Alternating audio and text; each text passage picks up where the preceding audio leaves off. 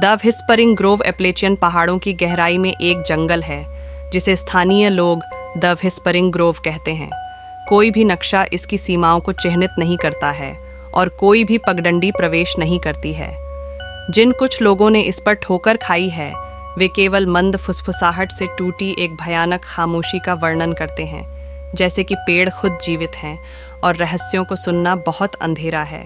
लेना, एक शौकीन पर्वतारोही और फोटोग्राफर, प्रेरणा के लिए एप्लाचियन के पास आई थी। उसे एक स्थानीय बारटेंडर द्वारा ग्रोव के बारे में चेतावनी दी गई थी, जो एक घबराहट भरी मुस्कान के साथ बात कर रहा था। उन्होंने कहा, यह उस तरह की जगह नहीं है जहां आप जाना चाहते हैं। उसने उसकी चेतावनी को अंधविश्वास के रूप में खारिज कर दिया, डरने के बजाय चिंतित। अपनी चढ़ाई के तीसरे दिन लीना को यह मिल गया। घने जंगल विशाल प्राचीन पेड़ों से घिरे एक अप्राकृतिक समाशोधन में खुल गए। उनकी छाल विचित्र आकृतियों में मुड़ गई, जो पीड़ा में जमे हुए चेहरों से मिलती जुलती थीं। जैसे ही उसने अंदर कदम रखा, फुसफुसाहट और अस्पष्टता शुरू हो गई। उसने अपना कैमरा निकाला और तस्वीरें खींचना शुरू कर दिया।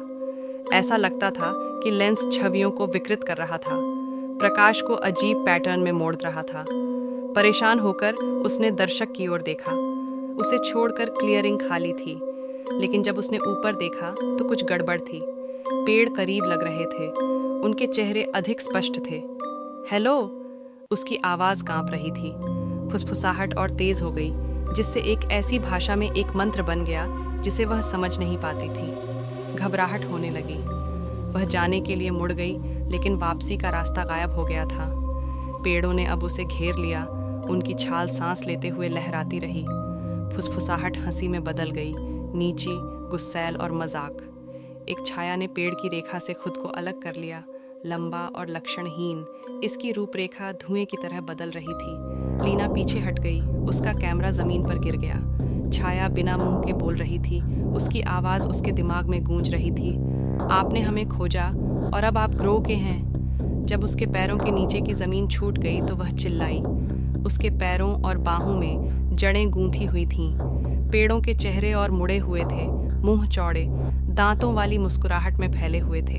जब लीना के दोस्त हफ्तों बाद खोज करने आए तो उन्होंने उसका कैमरा व्हिस्परिंग ग्रो के बीच में एक काई के पत्थर पर बैठा पाया।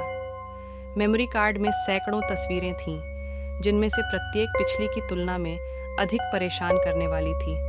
लीना का चेहरा आतंक में विकृत हो गया था। पेड़ करीब आ रहे थे और अंत में उसके ऊपर एक काली, लक्षणहीन आकृति खड़ी थी। लीना का कोई निशान कभी नहीं मिला, लेकिन स्थानीय लोग कसम खाते हैं कि जब हवा ठीक से चलती है तो उन्होंने फुसफुसाहट के बीच उसकी आवाज़ सुनी है।